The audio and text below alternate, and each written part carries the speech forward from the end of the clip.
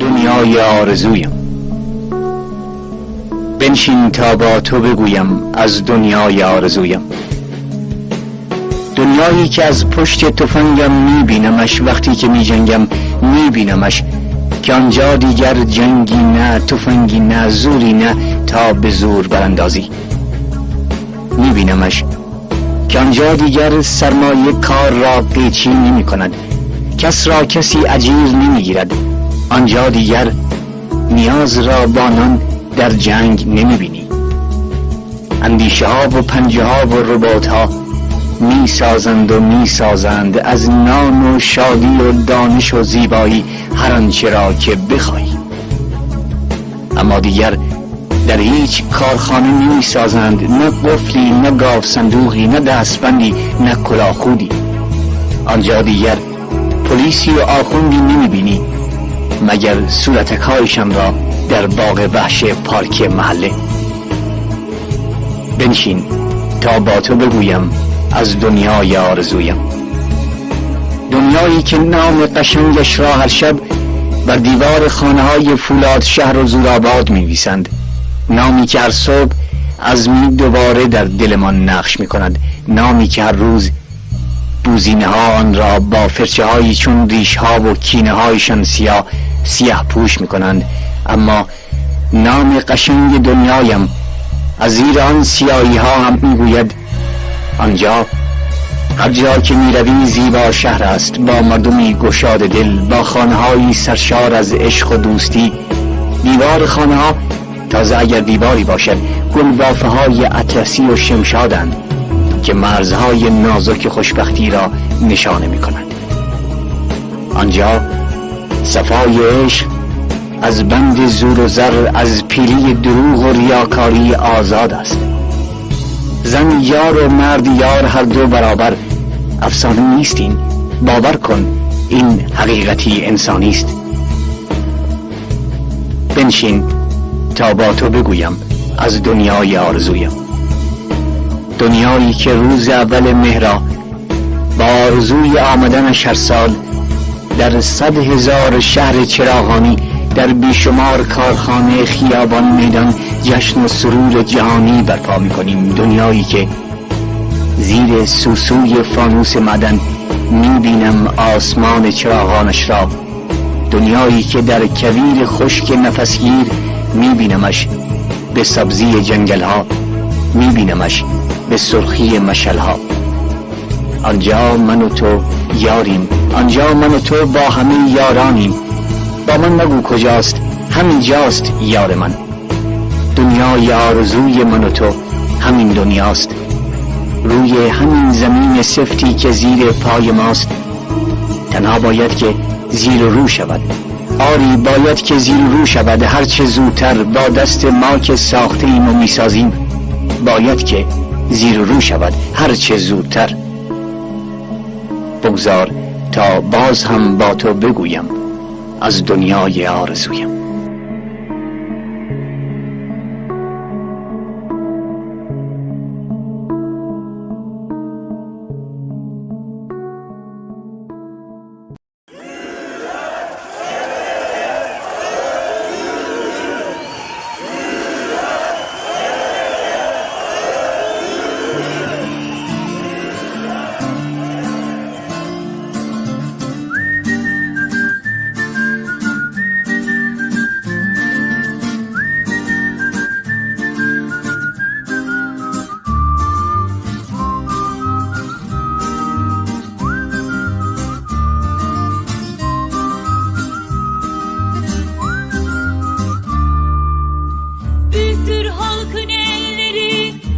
Sıcak elleri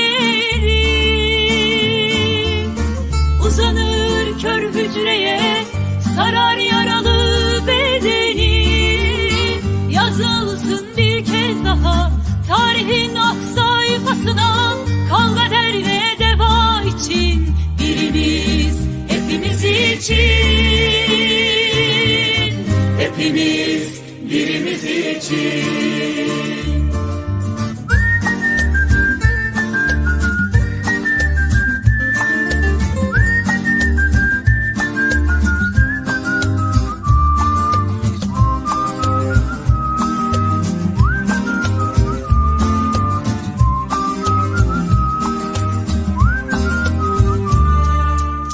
Büyüktür halkın elleri, kenetli elleri, alır duvarın ardından, yalnız koymaz ellerini. Yazılsın bir kez daha tarihin ak sayfasına, kavga derde deva için, birimiz hepimiz için, hepimiz birimiz için.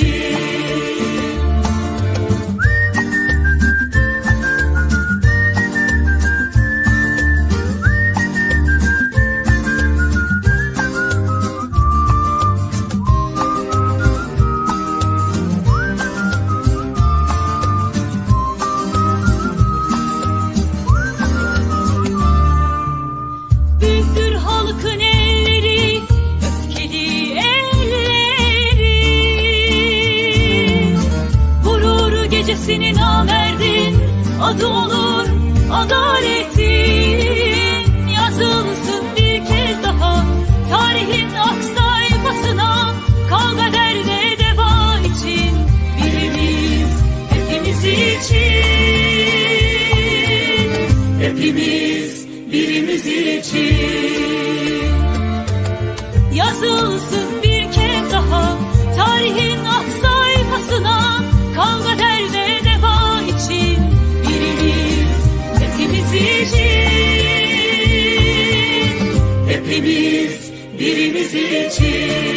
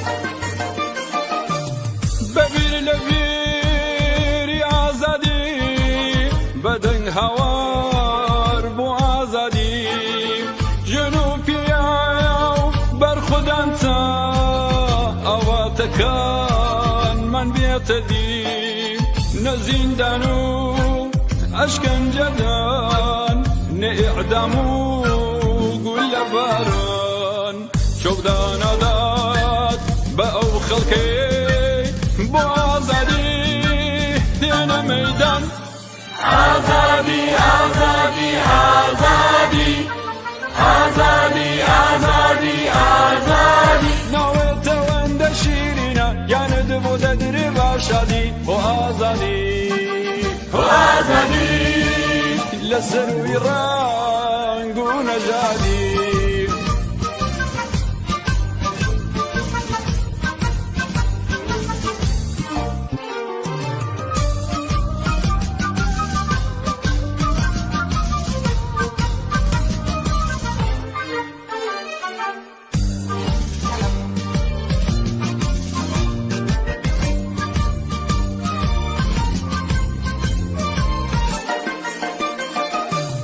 لفاوی سوری بهارا سرالدا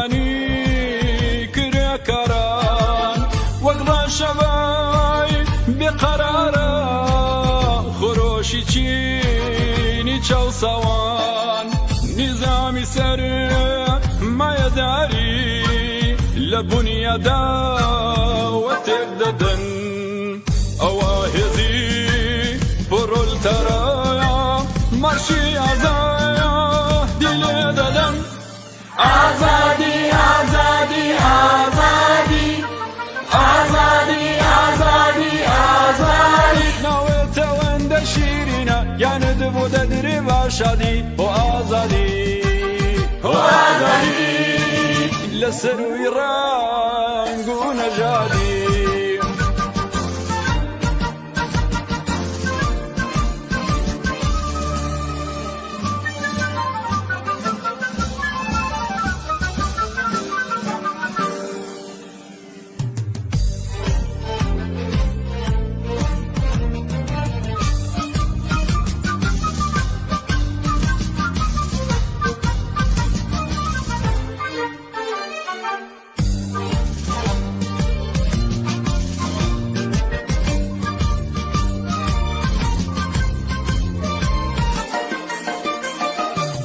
شقم نمایا ولا دنیا بخوێنی ئێمە سوور نەبێ هیچ زیندانێک پێشک نەبام لەوێ ئازادی دیل نەبێ بیپچڕێنین بەندی قەفەس بە هەڵفڕێن باڵم دەکەن نغمەی ئازادی بخوێنێن بگەینە گوێی هەمووی جیهان آزادی آزادی آزادی آزادی آزادی آزادی ناوێتەوەندە شیرینە یانت بۆ دەدرێ باشادی بۆ ئازادی بۆ ئازادی لەسەر وی ڕەنگ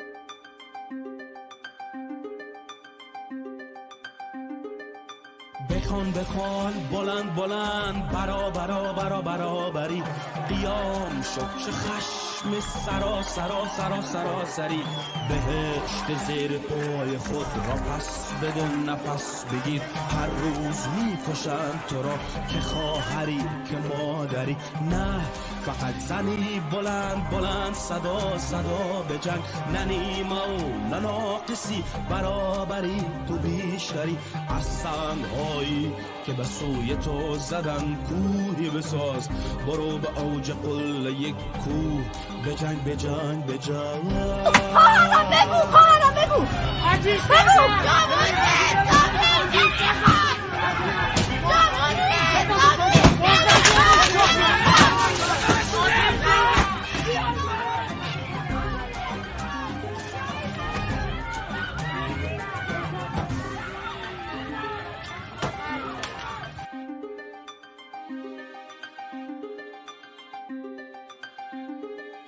در خیابان آتش زدند و گفتن مقدسی در بیابان سنگ زدن تا که به عشقت نرسی در خانه گوش و لب بریدند و دقل باب نزدی در تخت تحقیر شدی سنگ به این خواب نزدی اول برون از سکوت مالک جسم خیلی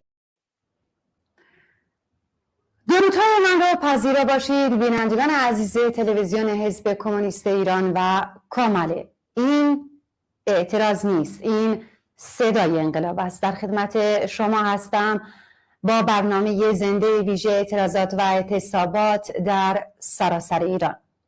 حزب کمونیست ایران به مثابه حزبی مارکسیستی برای پایان دادن به حاکمیت سیاسی و اقتصادی طبقه سرمایه‌دار، برقراری حکومت کارگری و ایجاد یک جامعه سوسیالیستی مبارزه می‌کند. جامعه‌ای که پایان بخشیدن به استثمار انسان از انسان، زوال دولت و تمام ارکان نگهدارنده‌اش از آن طریق می‌گذرد. هدف قای ما دستیابی به جامعه‌ای است که در آن آزادی و رفاه همگانی جای اسارت و بی‌عدالتی و محرومیت رو میگیره و فرصت‌های یکسان برای رشد و شکوفایی خلاقیت‌ها و تعالی انسان فراهم میشه.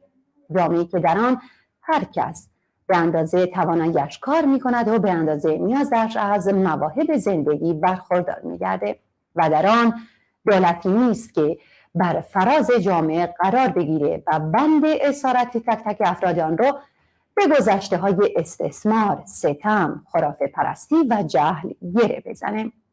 از نظر ما سوسیالیسم امری مربوط به آینده نامعلوم و دوردست نیست، بلکه زمینه، توانایی و امکان اجتماعی اقتصادی آن در بطن نظام سرمایه‌داری ایران فراهم آمده است و تحقق آن به نیروی آگاهی، تشکل و مبارزه طبقه کارگر ممکن خواهد شد.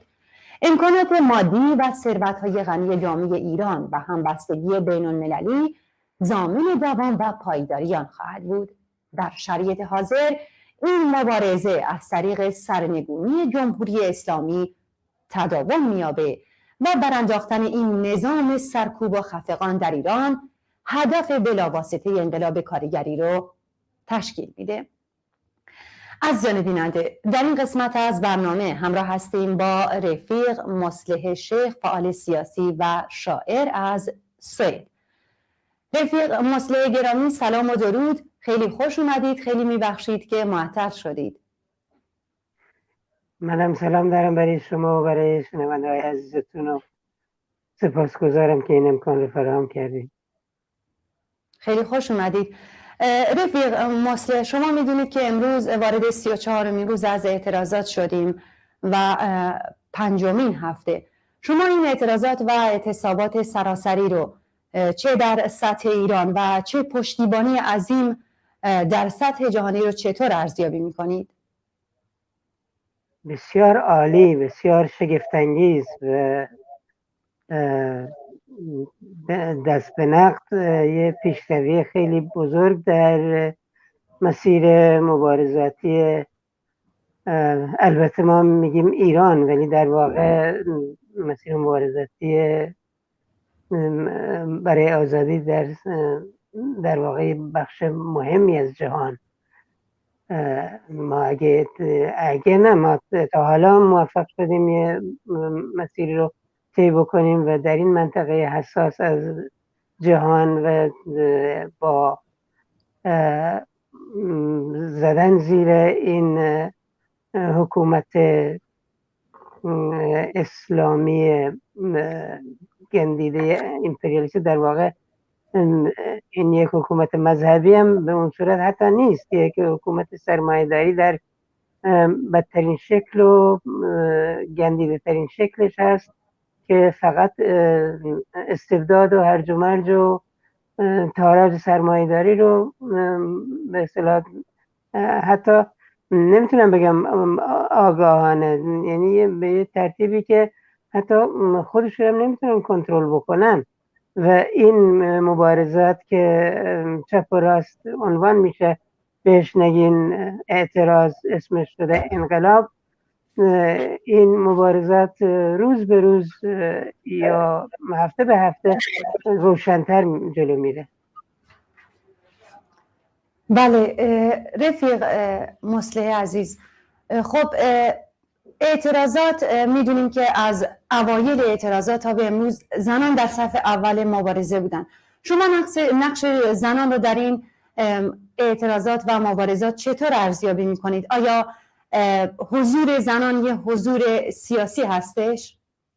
مسلماً این مسئله زنان اولا که در تمام عصر سرمایه‌داری مسئله زنان یک مسئله بود که اومده جلو و حتما این به معلومات عمومی هم تبدیل شده که مسئله برابری زن و مرد و برابری زنان و برخورداری زنان از حقوق شهروندی در جامعه سرمایه‌داری، یعنی بعد از اومدن گروه توده های زن کارگر به داخل به اصطلاح جریان اقتصادی و کارگر شدن زن این آغاز شد. این شاید توضیح زیادی لازم نداشته باشه که هیچ افلاطون ارسطویی، هیچ پیغمبری، هیچ فیلسوف و چه میدونم رفرمیست اجتماعی نگفته زن و مرد برابرن تا 1800 و مثلا 20 50 اینا. یعنی وقتی که توده های زن یعنی یک 50 100 سالی از حکومت و حاکمیت سرمایه میگذشت و توده های زن کارگر دیگه به یک بخشی از جمعیت تبدیل شده بودن. بنابراین مسئله زنان و مبارزات زنان بخشی از مبارزات کمونیست هست و به نشونی 8 مارس و تاریخ 8 مارس و روز جهانی زن و اینکه انترناسیونال دوم این رو به ثمر رسوند، ما ادعا میکنیم که مسئله زنان مسئله کمونیست هست و پیشروی های زنان هم پیشروی های کمونیستیه.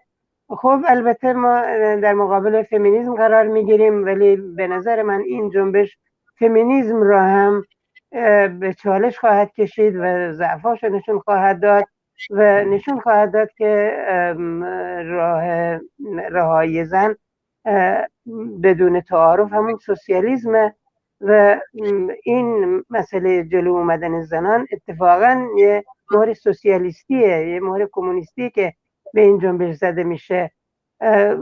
میگن انقلاب زنانه، البته من با این اصطلاح مخالف نیستم، منتها انقلاب زنانه به معنی انقلاب زنان گرفته نشه. این انقلاب یا این خیزش انقلابی به اون طرف میره که برای همیشه زنها رو از زیر مهمیز مرد سالاری و زن ستیزی و اینا رها بکنه. به این معنی میشه گفت زنانه و واقعا زنها با بیشترین ظرفیت در شرکت کردن و اعجاب انگیزه و به هر حال از آینده روشنی خبر.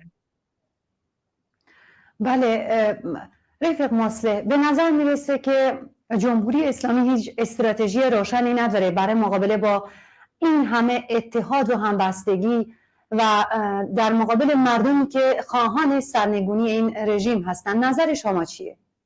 به طریق اولا وقتی که جورج بایدن استراتژی روشن نداره، وقتی که تمام سرمایه‌داری در واقع نمیتونه جامعه رو اداره بکنه، وقتی که درگیر پوتین و اوکراین و اینا هستن و دارن جامعه رو بدتر از اصل جنگ جهانی دوم به طرف پرتگاه میبرن، جمهوری اسلامی قرازه که واقعا قابل انتظار هست که استراتژی روشنی نداشته باشه. اینا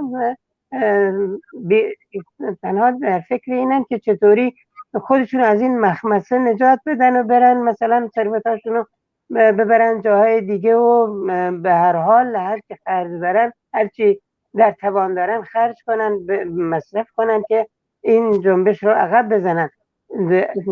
توانایی کنترل و اداره اصلا ندارن و این خصلت سرمایه‌داری امپریالیستیه. خب این فرصت نداریم بیشتر صحبت کنیم، ولی 100 ساله از 1908 و 10 و 12 و اینا که دیگه لنین ما امپریالیسم رو به روشنی تشریح کرد.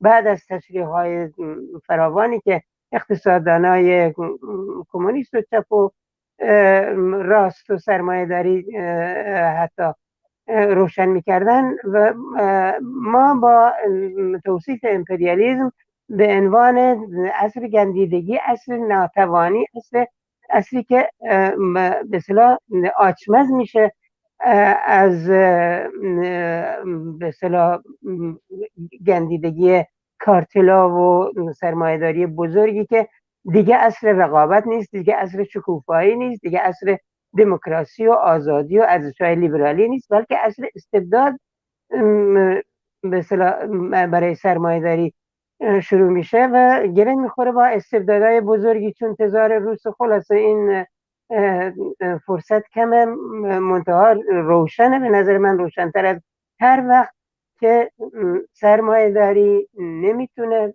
اداره بکنه و این جمهوری اسلامی قراضه به طریق اولا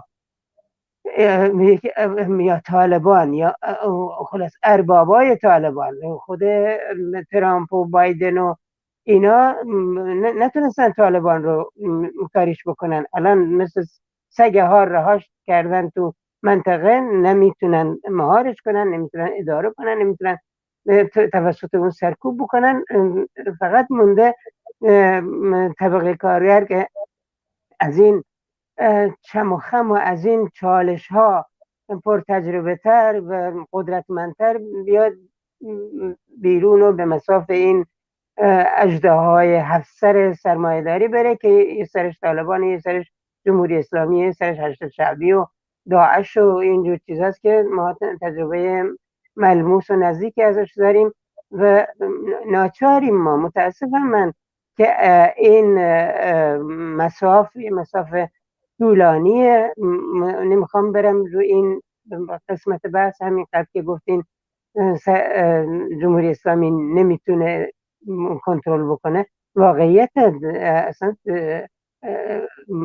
کاملا به دست و پا افتاده. بله، خب حتما اطلاع دارید که شنبه شب زندان اوین دچار آتش سوزی شد و کسی از آمار واقعی تلفات و جان باختن زندانیانی که در اونجا حضور داشتن مطلع نیست. روز اول گفتن کسی جونش رو از دست نداده، روز دوم اعلام کردن 4 نفر، روز سوم اعلام کردن 8 نفر و دقیقاً یه روز بعد از این حادثه زندان اوین، زندان گوهردشت کرج هم از صدای آژیر شنیده میشد، صدای شلیک شنیده شده. به نظر شما حادثه اوین عمدی بود، کار خود دولت بود، کار خود رژیم بود، یا اینکه ارزیابی شما از این حادثه چیه کلا؟ راستش این میره تو همون مقوله نمیتونن کنترل بکنن.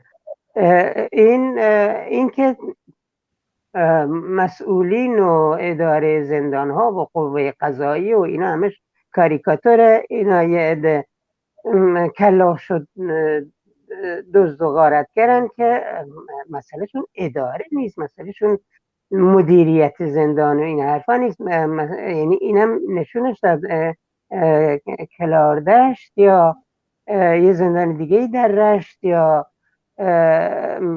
اصلا در این طی همین سالهای متمادی همین زندان اوین یا زندانهای دیگه نمونه های با اون عکسایی که عکس و فیلم هایی که حک شد و نشون داده شد حتی چند ماه پیش و سال پیش و اینا، معلوم میشه که اینا اصلا زندان و قوه قضایی و نمیدونم ضبط و ربط و قانون و اینا به اون معنی اوایل سرمایه داری ندارن اصلا. اینا فقط دارن چه میدونم روز رو به شب میرسونن و خودشون رو به اصطلاح خلاص میکنه از این مشکل و اون مشکل. از این لحاظ متاسفانه تعجبی نداره که قتلای حکومتی، قتلای عجیب و غریب صورت بگیره. تا حالا به طور کلی 230-40 نفر بالاتر رفته.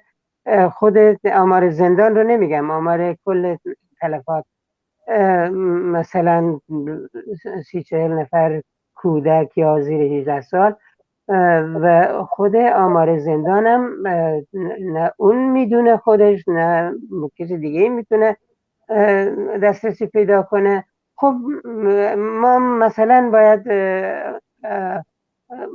بگیم 100 نفر نیست، ولی از 10 نفر گذشته و واقعا باید این اژدهای بی مغز و خونخوار رو بالاخره مهار زد. نه تنها مهار زد، بالاخره به نابودی کشوند و طوری که بتونیم یه جای مرکز استراتژیک مهمی مثل ایران رو مثلا منطقه رو اگه درش بتونیم به یه ترتیبی گوشه ای از قدرت رو یا همه قدرت رو به دست بگیریم، یه لطمه خیلی بزرگی به سرمایه جهانی، به قدرت جهانی سرمایه میرسه و اینم یه مشوق دیگه یا در حال محرک دیگه است که ما نباید بذاریم عزیزان زندانیمون در اختیار اینا قرار بگیرن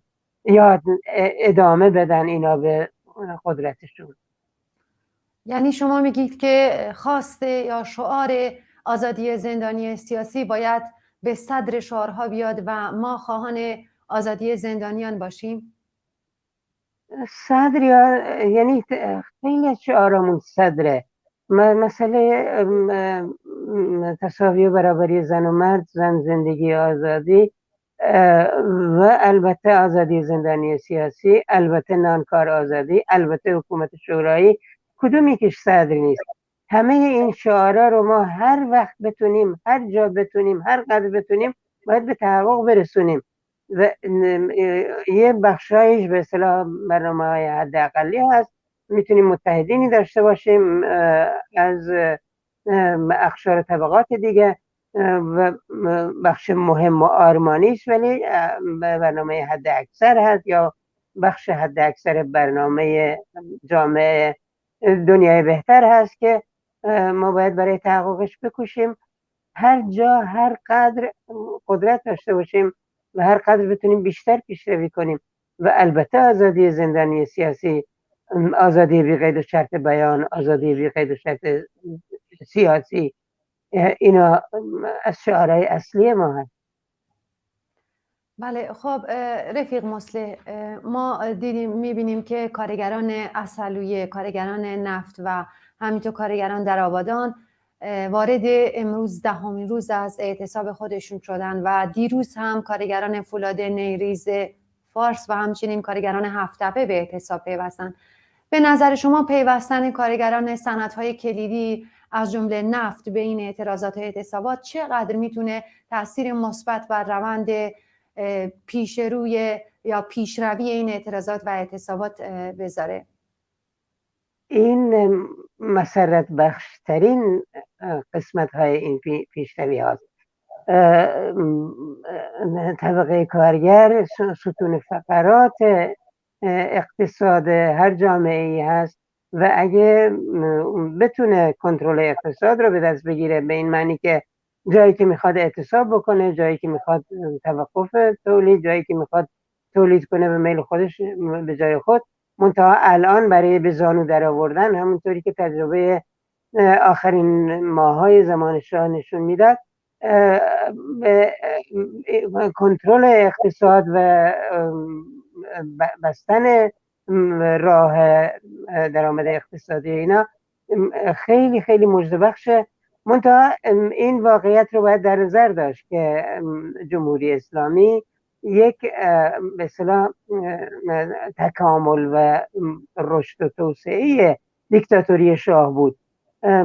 در پنتاگون و در اون کنفرانس گوادیلوپ که برای شنونده ها و بیننده های شما باید آشنا باشه، این طرح‌ها ریخته شد که شاه و دم و دستگاه شاه دیگه نمیتونن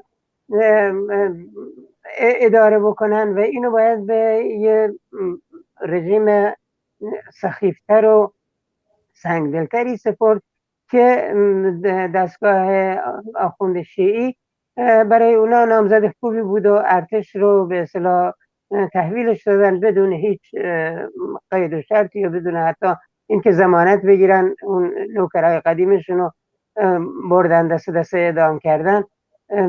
حالا نریم رو اون افتضاحاتی که برآوردن مثل ماجرای طالبان 1 سال پیش. منتها این حکومت اسلامی تکامل اونجا بود. میام رو مسئله اعتصابات کارگری و اینا دیدن کارگر متشکل، کارگر مبارز، کارگر کمونیست چه خطریه براشون و چجور میتونه حکومت اونا رو آچمز بکنه. ریختن و ویرون کردن. یعنی شنونده ها و بیننده ها باید توجه داشته باشن این تشکل کارگری، این تشکل‌های کارگری از بین ویرانه‌های تشکلات کارگری زمان سال 57 و 58 اینا دوباره سر برآورده، از اون خاکستر دوباره مثل ققنوس خودشو ساخته و میسازه. اینم از برکت معجزه جامعه کارگری هست که ادبیات ما، ادبیات کمونیسم کارگری، ادبیاتی که در واقع منصور حکمت نمایندگیش میکرد و به درستی مسئله عضویت کارگری رو داشتیم، مسئله سبک کار کمونیستی رو داشتیم، اینا بهمون نشون میده که چطوری اینا خودشونو میسازن. محافل کارگری، رهبرهای عملی، اینا از پس این سرکوب های جور و جور برجوازی برمیان و بر اومدن. اسماعیل بخشی همین روزا دوباره پیام دلگرم کننده داد، رهبرانی اونجا درست شدن و اینم جلو چشم دشخیمان جمهوری اسلامی نمیتونن، یعنی اونا هر کاری و هر دغلبازی میکنن، سربنیست میکنن، خیلی کارا. متاسفانه راه طولانی داریم، راه سختی داریم، منتها راه ما از خود مکانیزم تولید و مبارزه طبقاتی اینا منشأ میگیره، نشأت میگیره و به همین خاطر خب روز به روز بالاخره پیشروی هست و اگرم تلفاتی سنگینی طولانی شدن زمانی هست، باید با واقع بینی باش برخورد بکنیم. خب رفیق مصلح، عده‌ای از این کارگران که اکنون در شرکت‌های نفت و گاز و پتروشیمی فعال هستند، کارگران جوانی بودند در سال 57 که تجربه سال 57 رو داشتن که چطور با بستن شیرها کمر حکومت شاه رو شکستن و رژیم رو سرنگون کردن و عده‌ای هم فرزندان همون کارگران سال 57 هستن. به نظر شما این که میگه به قول خود شما که کارگرها دوباره خودشون رو بازسازی میکنن و برمیگردن، تنها فقط حرف رفیق منصور حکمت هستش یا این فقط یه برنامه و استراتژیه که متعلق به کمونیست کارگریه، یا نه کلاً فعالین کارگری، احزاب چپ همین دیدگاه رو دارن؟ احزاب چپ الان دیگه میشه یک مجادله بین من و شما. احزاب چپ یعنی احزاب غیر کمونیستی به سادگی. کمونیسم کارگری یعنی همون کمونیسم مارکس و مانیفست و بنابراین این سوخت و ساز متعلق به کمونیسم کارگری نه به عنوان یک فرقه گوشه‌گیر، به عنوان نیروی اصلی و مثلا آگاه، بخش آگاه طبقه کارگر. مانیفست یه فصلش همینه، وظیفه کمونیست ها در قبال کارگرها، یعنی کمونیست ها رو به عنوان بخش آگاه مبارزه طبقاتی طبقه کارگر ترسیم میکنه. فصل دوم فکر کنم و البته ما امروز به ادبیات خیلی روشنتری از مانیفست احتیاج داریم. مانیفست خب البته حقایقی داره، داروین حرفاش درست بود، خیلی درست بود، ولی امروز ما به DNA احتیاج داریم تا مثلا اون تحولات رو بهتر بشناسیم. ما نمیتونیم فقط با داروین همه بیولوژی رو و نمیتونیم فقط با مارکس و حتی لنین همه مارکسیسم و همه کمونیسم کارگری رو بشناسیم. بنابراین ما به رهبرای پیشرو معاصر، رفیق خودمون، رفیق بغل دستیمون، اینا احتیاج داریم که این مبارزه رو، این علم رهایی بشریت رو، علم رهایی طبقه کارگر رو نونوار بکنیم، به روزش بکنیم و در واقع ما الان رنج زیادی میبریم از اینکه بخشی از این علم، بخشهایی از این مبارزات هنوز به علم کمونیستی یا تئوری کمونیستی مجهز نیستن و باید بشن. و همین بلا رو لنین سر مارکس آورد. یعنی لنین گفت که مارکس در زمان امپریالیسم حضور نداشت و این امپریالیسم و این سرمایه‌داری این تاکتیکا رو میخواد که مارکس اینو ندیده.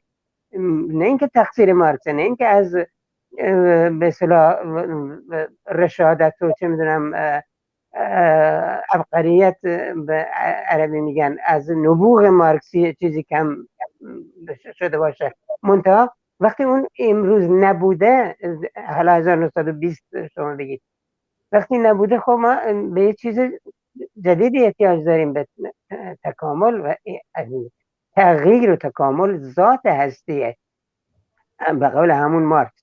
و این تکامل رو ما باید 100 سال بعد از لنین، خواهش میکنم به این توجه بفرمایید، 100 سال پرتحول از 1912 17 20 که لنین فعال بود تا 2022 100 سال پرتحول. ما باید به پیشروی‌های جدیدی، به تئوری‌های نونوار شده‌ای اصلا این همه شکست و چه میدونم جنگ دوم جهانی و جنگ‌های عجیب غریب و طالبان و داعش و صهیونیسم و چی اینا تو این خلاها رشد کردن. ما باید این خلاها رو پر کنیم، این تئوری ها رو بروز بکنیم و شرمی هم از این نداریم که ما به تئوری های جدیدی احتیاج داریم، نه جدیدتر از کمونیسم، نه کمونیسم امروز. بله رفیق مصلح، الان برنامه زنده هست و خب من نمیخوام از بحث اصلی برنامه دور بشیم، اما خب در جواب شما الان خب من میزبان شما هستم و شما مهمان من هستید و احترام مهمان قاعدتاً واجبه، اما خب میخوام در مورد حرفای شما یکم صحبت کنیم. اینکه البته نباید از بحث اصلی برنامه دور بشیم و خیلی کوتاه به این مسئله بپردازیم. اینکه شما از مارکس گفتید، قطعاً مارکس در دوران اوج اصلا سرمایه‌داری نبوده، اما خب مانیفست کمونیست امروز هم روزانه به هزاران نسخه ازش به فروش میره و همون مارکسی که شما ازش نام میبرید ما گفتش که کارگران گورکنان سرمایه دارین و بعدش هم شما از خب کمونیست کارگری گفتید و اینکه یه حزب فعال مثل مابقی احزاب چپ گوشه‌گیر نیست. الان شما از یه تلویزیون چپ حزب کمونیست ایران دارین حرف میزنید که در عرض 35 روز گذشته روزانه به طور زنده اعتراضات و اعتصابات کارگران رو پوشش داده. پس این یعنی بجز حزب شما احزاب چپی هم هستن که فعال هستن و دل در گروه آزادی طبقه کارگر دارن و گفتید که باید آگاهگری بشه، باید مسلح باشن به علم و آگاهی طبقاتی. مردمی که وارد 5مین هفته اعتراضات و اعتصابات خودشون شدن، زیر ضربات سنگین سرکوب رژیم درنده مثل جمهوری اسلامی تا به امروز تاب آوردن، مردمی که هر روز تاکتیک هاشون رو عوض میکنن، مردمی که مشخص رهبری های محلی مشخص و با درایتی دارن. این یعنی مردم مسلحن به آگاهی طبقاتی. من با این حرف شما موافق نیستم که مردم باید مسلح باشن به آگاهی طبقاتی، چون قطعا مردم مسلح هستن به آگاهی طبقاتی. برای همینه که در این اعتصابات مستقیم خواهان سرنگونی رژیم هستن و حجاب اجباری رو نمیخوان و خواهان آزادی و رفاه و برابری کامل هستند. و اینکه سایر مردم، مثلا شما اشاره کردیم به افغانستان که طالبان در اونجا داره خب خاک افغانستان رو یا داعش به میدان تاخت و تاز خودش کرده. مقصر اصلی مردم نیستن، مقصر اصلی امپریالیست هایی هستن که خاورمیانه رو به میدان تاخت و تاز خودشون تبدیل کردن. مقصر اصلی سیستم سرمایه‌داریه که داره اینطور به مردم ظلم میکنه. پس مردم خب آگاه میشن و دارن آگاه میشن و ما میبینیم که چطور در ایران همین مردمی که سالهاست جمهوری اسلامی میخواد بینشون تفرقه بندازه، سالها جمهوری اسلامی میخواد با شیوه های مختلف سرکوبشون کنه، همین زنانی که سالهاست جمهوری اسلامی پرانتزهای زیادی دارید باز میکنید شما. نه من میگم بحثمو جمع کنم، میگم که اینی که شما همه فعالبون چپ رو به کمونیست کارگری ربط بدید و اینکه به یه رهبر مشخص ربط بدید، این منصفانه نیست. حتما اگر به یک رهبر مشخص ربط بدم، حتما اگر من انکار بکنم مثلا داروین چقدر دانشمند بزرگی بوده یا مارکس چه تحول بزرگی به کمونیسم بخشیده، مارکس خودش رو متعلق به کمونیسم کارگری میدونه. برای اطلاعاتون ما 20 سال اینو در بوق و کرنا کردیم که این که ما میگیم کمونیسم کارگری همینه. و من از حزب مشخصی هم دفاع نمی کنم، از جنبش کمونیسم کارگری. من عضو هیچ کدوم از این حزبان نیستم و فاصله و انتقاد خودم هم دارم برای که اینجا جای صحبت کردنش نیست.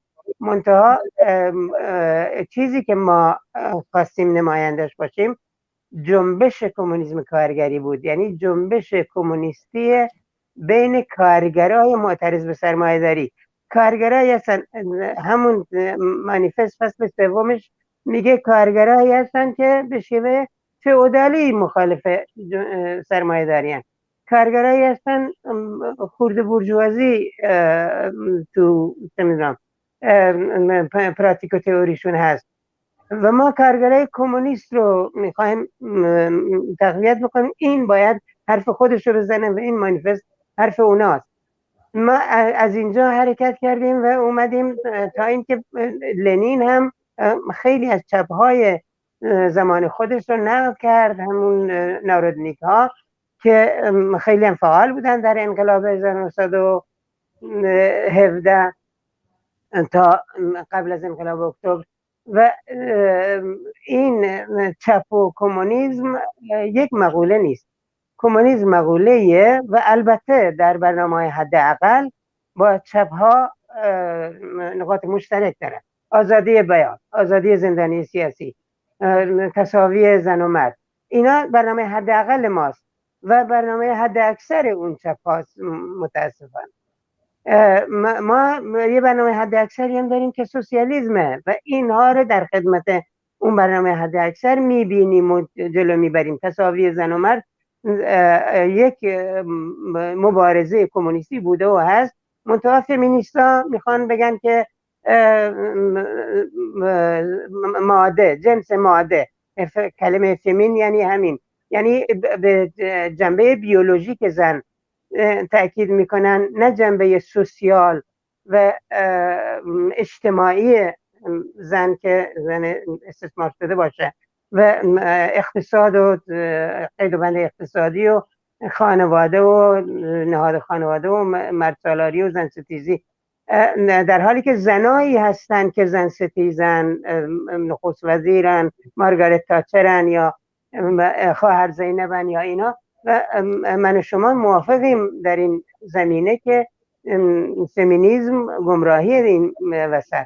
ناسیونالیسم ممکنه ادعا بکنه که طرفدار ستمدیدگی ملت کرد هست، ولی در واقع ما دیدیم و از مبارزه کامل و دموکرات یادمون هست روز به روز و چه میدونم ساعت به ساعت. من تو همون رادیو کمالی که اینجا شما هستید کار کردم و کتاب قاسملو رو سطر به سطر از قول دکتر جعفر و از قول خودم دکتر جعفر شفیعی یادش بخیر نقد کردیم که این آقای قاسملو طرفدار مردم کرد نیست، طرفدار حل مسئله کرد نیست، حل نشدن مسئله کرد به نفع اونه و اینا باید تو این مبارزه هضم و خرد و خراش بشن و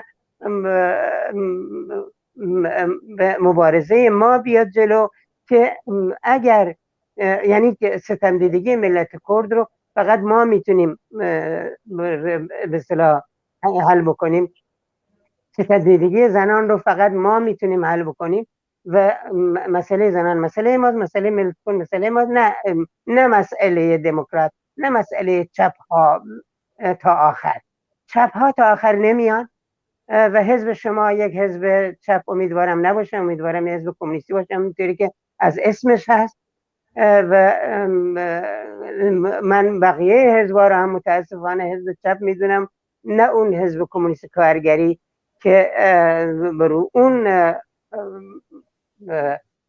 راه مارکس و لنین به درستی بیاد. و من فکر میکنم داره این کمونیسم کارگری بین کارگرای نفت و چه میدونم حتی کارگرای افغانستان، حتی که چه عرض کنم بالاخره اونجا جریانات کمونیسم کارگری شکل گرفتن، تشکل ندارن. نه زیاد حاشیه نرم، این ماجرا در مثلا اروپا و آمریکا هم همینطوری هست، تشکل نداره. حزب کمونیست کارگری آلمان نداریم، حزب کمونیست کارگری آمریکا نداریم، ولی جنبش کمونیست کارگری آمریکا، آلمان، چین و ماچین و روسیه و همه جا جنبش کمونیسم کارگری هست، جنبشی که کارگری کمونیست رهبریش میکنن و به ثمر بله. رفیق مسلح گرامی، الان برنامه ما نقد گرفتن از احزاب چپ یا کمونیست نیست. برنامه ما در مورد همبستگی سراسری، همبستگی ملیت‌های مختلف، همبستگی احزاب مختلف. ما داریم از همبستگی و اتحاد میگیم. خب شاید اگر برنامه در آینده یه برنامه داشتیم که با هم این موضوع مفصل بحث میکنیم که چه نقدهایی به احزاب چپ و کمونیست حتما. خب شما آینده این اعتراضات را چطور میبینید؟ دارن به کدوم سو میرن؟ کدوم سو میره این اعتراضات؟ آینده همین اعتراضات بستگی به این داره که ما اپوزیسیون باشیم. ما یکی از این احزاب با افتخار میگه ما اپوزیسیون نمیشیم، همه با هم. این غیر واقعی، تخیلی، اوتوپیاست و یعنی به بیراهه میبره.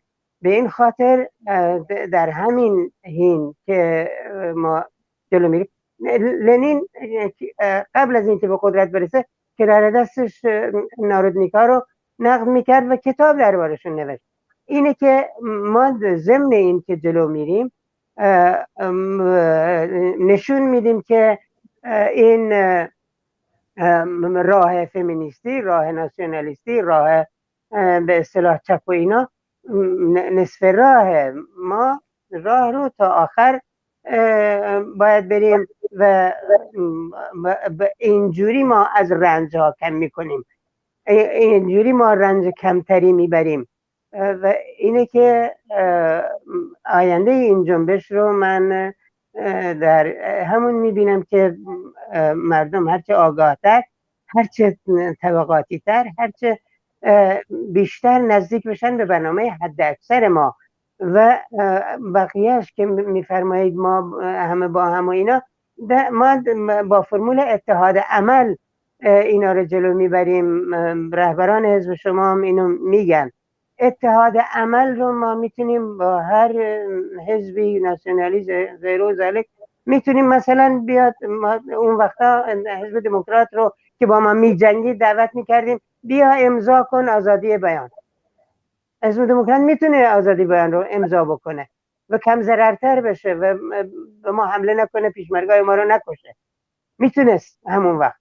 بنابراین میشه اتحاد عمل درست کرد رو آزادی بیان، رو آزادی زنان. بفرمایید شما میگین ما ضد زن نیستیم، بفرمایید ما برنامه حد اقل داریم، برنامه یک دنیای بهتر، سطر به سطر نوشته که چیه. هر سطریش که ما با شما بتونیم اتحاد عمل بکنیم میکنیم، ولی این به معنی همه با هم نیست. به معنی اینه که این قدم رو با هم میتونیم برداریم. خب بیا بفرمایید. اینه که ما اصلا منزوی به اون معنی نیستیم، اصلا افراطی به اون معنی نیستیم، افراطی اصلا نیستیم هیچی. این مبارزات رو میشه با کمک چپ ها، با کمک حتی احزاب بورژوایی به هر حال مخالف رژیم و اینا جلو برد. بفرمایید مجاهدین حجاب رو بردارید. خب حجاب که نه اصول نه چیزیه، حجاب پرچم زن ستیزیه، بفرمایید بردارید، ما باهاتون رامیه. منتها وقتی اونا به حجاب چسبیدن، خب معلومه که به زن ستیزی چسبیدن. اینه که اونجا ما همه با همی نداریم. منتها اینور ممکنه مثلا با سلطنت طلب یا همین پریروزا توی میدونی بودم که اون ورش پرچم سلطنت طلب بود. من شرمی هم از این ندارم. مسئله اینه که اگه میگی زنها آزاد باشن، مرحبا بفرما بیا. ما میگیم آزادی زن، در برنامه حداقل نوشتیم اینطوری مثلا دستمزد برابر، کار خانگی از خانه برود بیرون، کار بچه داری از خانه برود بیرون. اینا رو ما گفتیم نظرت چیه؟ بچه داری از خونه بره بیرون یا نه؟ نه خیر، این ناموس، این شرف، این چی. خب معلوم میشه که نمیخواد. در یه نقطه دیگه میتونیم با هم اتحاد عمل داشته باشیم، نه همه با همی. بله.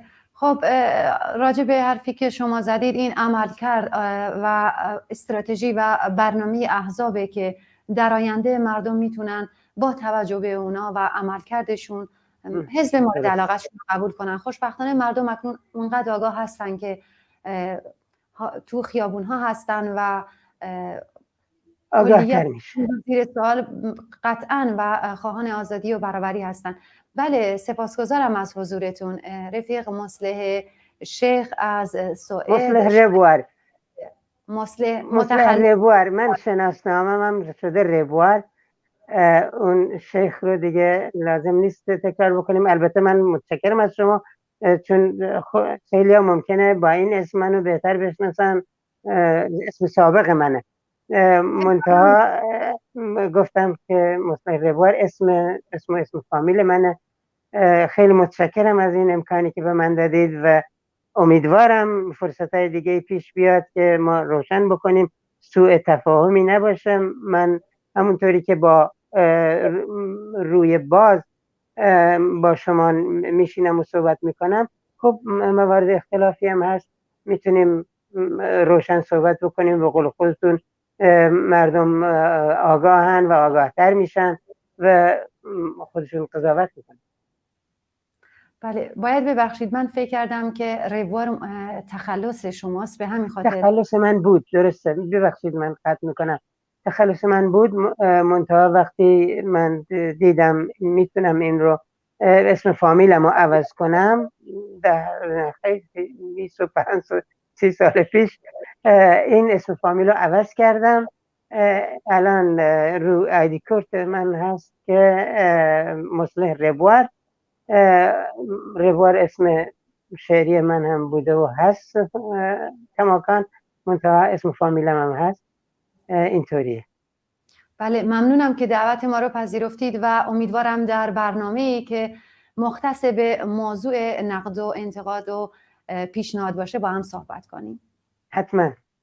خیلی ازتون ممنونم. منم از شما متشکرم. مرسی. بله بینندگان عزیز، همکنون که ما داریم با هم صحبت میکنیم، در عراق، تهران، سنندج و بیشتر شهرهای ایران مردم در خیابونها هستند و هسته‌ها و تجمع‌های اولیه رو شکل دادن. امروز در دانشگاه‌های مختلف از جمله اصفهان، تهران، کرمانشاه، زاهدان دانشجوها دست به تجمع زدن و با شعار دانشجو بیدار است، از ذلت بیزار است و مرگ بر دیکتاتور، یا دانشجویان تو حبسن استاداشون نشستن و بسیجی برو گم شو، خشم و انزجار خودشون رو نسبت به رژیم جمهوری اسلامی ابراز کردند. و عزیزان، شما میتونید با شماره تلفنی که در پایین صفحه تلویزیونتون حک شده 2045 71 64 50 24 در طول شبانه روز از طریق تلگرام ویدیوها، عکس‌ها و پیام‌های خودتون رو برای ما بفرستید. در شرایطی که هنوز نظام سرمایه‌داری برقرار است، حزب کمونیست ایران در عین مبارزه بی‌وقفه و پیگیر برای برقراری سوسیالیسم و ایجاد جامعه کمونیستی، لحظه‌ای مبارزه برای انجام اصلاحات سیاسی، اقتصادی، اجتماعی و فرهنگی پیشرو مترقی رو جهت بهبود شرایط زندگی توده‌های کارگر و زحمتکش و امن‌تر و انسانی‌تر کردن جامعه و محیطی که در آن زندگی می‌کنیم در چارچوب همین نظام موجود نیز رها نخواهد کرد. تحقق این مطالبات در عین حال شرایط مناسب را برای انقلاب کارگری و سوسیالیسم فراهم می‌آورد. بنابراین حزب کمونیست ایران از همکنون برای تحقق مطالبات زیر مبارزه می‌کند. تجربه سراسر جهان و نیز تجربه ایران به خوبی ثابت کرده که دموکراسی پارلمانی در پس ظواهر ریاکارانه‌اش همواره ابزار دور نگه داشتن عملی کارگران و توده‌های مردم از دخالت مؤثر در سرنوشت خویش بوده. از نظر ما نظام شورایی بهترین و در دسترس‌ترین وسیله دخالت کلیه آحاد طبقه کارگر و توده‌های مردم به مثابه قانونگذار و مجری قانون در اداره جامعه میباشه. در شرایطی که پیشرفت‌های تکنولوژیک بیش از هر زمان دیگری ارتباطات را توسعه داده و امکان دسترسی به اطلاعات را در همه زمینه‌ها برای همگان فراهم آورده است، نظام شورای کار دخالت مستقیم کارگران و توده‌های مردم را در اداره امور جامعه بیش از پیش تسهیل خواهد کرد. این نظام می‌تواند از برقراری یک سیستم بوروکراتیک مجدداً بر فراز انقلاب و مردم به پا خواسته قرار گیرد و آنها را تبدیل به تماشاچیان ناتوان صحنه سیاست‌کنه جلوگیری نماید. شوراهای محلی، شوراهای نمایندگان در همه سطوح و کنگره سراسری نمایندگان شوراها به عنوان عالی‌ترین ارگان حکومتی شورا ساختار قدرت سیاسی را شکل خواهند داد و فرصت و امکان واقعی برای شرکت کارگران و همه مردم در اداره امور جامعه و به دست گرفتن سرنوشت سیاسی و اقتصادی خود را فراهم میاره. عزیزان بیننده، گوهر عشقی از مخالفان حکومت ایران در ویدیو اعتراضی حجاب از سر برداشت. او گفت بعد از 80 سال برای این دینی که میخواهد مردم را بکشد، من این حجاب را از سرم برمیدارم. گوهر عشقی در این ویدیو از کسانی که اعتراضات ایران را همراهی نمی کنند و سکوت کرده اند یا در خانه مانده اند به شدت انتقاد کرد و از همه اقشار می خواهد که سکوت خود را بشکنند. او با انتقاد از حکومت ایران و رهبرش به کشته شدن، بازداشت معترضان و شکنجه و اعتراف اجباری بازداشت شدگان و همچنین به آتش سوزی در زندان اوین و کشته شدن شماری از زندانیان این زندان اشاره کرد. گوهر عشقی مادر ستار بهشتی وبلاگ نویس منتقد حکومت ایران است که 10 سال پیش پس از بازداشت زیر شکنجه جان باخت. از آن زمان به بعد گوهر عشقی به یکی از مخالفان سرسخت حکومت ایران تبدیل شده است. این پیام رو یکی از بینندگان عزیز ما از طریق شماره تلفنی که در پایین صفحه تلویزیونتون حک شده برای ما فرستادن و از ما خواستن که در برنامه زنده این پیام رو با شما در میون بذاریم. امیدوارم که از اعتراضات و اعتصابات ویدیو و عکس‌های خودتون رو برای ما بفرستید و حرف‌های دلتون رو، پیام‌هاتون رو از طریق همین شماره تلفن با ما در میون بذارید. به این ترتیب به پایان بخش زنده دیگر ویژه اعتراضات و اعتصابات سراسری در ایران رسیدیم. از اینکه تا این لحظه با من همراه بودید سپاسگزارم. تا دیداری دوباره شاد و سربلند باشید. ایام بکام، به امید پیروزی. من نمیگم مرگ بر خامنه‌ای، مرگ به اونایی که خونه‌هاشون میشینن، مرگ به اونایی که ترسوین نمیان بیرون به خاطر جوانامون. بعد 80 سال برای این دینی که میخواد مردم رو بکشه، من این روز حجاب رو از سرم برمیدارم. باز میگم مرگ به اون ترسوها، اونایی که صدای منو میشنون بدونن بازم ترسوین که نمیان بیرون، بیان بیرون.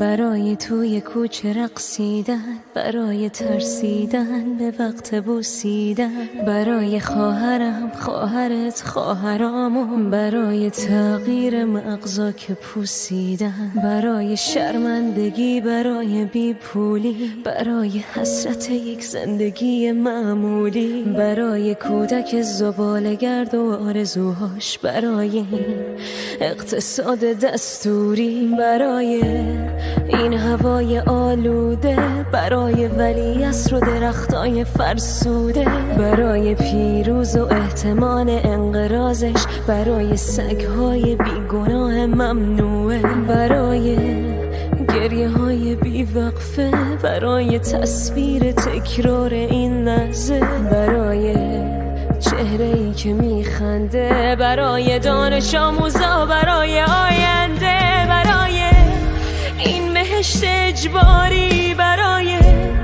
نخبه های زندانی، برای کودکان افغانی، برای این همه برای غیر تکراری، برای این همه شعارهای تو خالی، برای آوار خونه های پوشالی، برای احساس آرامش، برای خورشید پس